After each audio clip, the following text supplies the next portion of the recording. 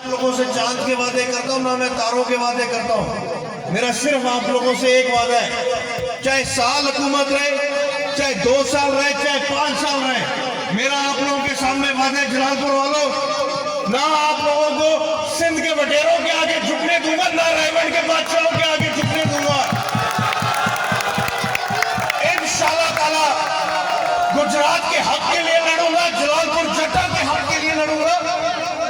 اور آپ لوگوں کے سامنے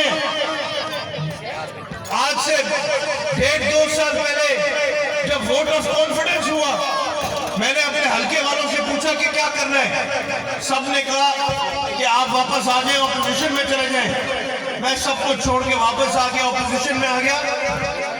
بجٹ کی تقریر کا وقت تھا اور پی ڈی ایم نے مہنگائی کے پہاڑ ہماری عوام کے اوپر اڑے تھے.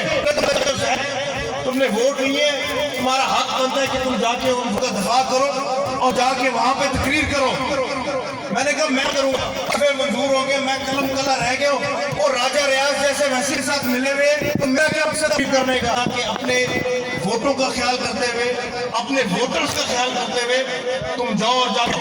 میں اکیلا نیشنل اسمبلی میں اس دن گھسا، کوئی بیٹھا نام میرے رائٹ پہ کوئی بیٹھا، لیکن میرا فرض تھا کہ اپنے جلال پور جٹا کی آواز اٹھائی، میں نے اپنے ضلع گرات کی آواز اٹھائی.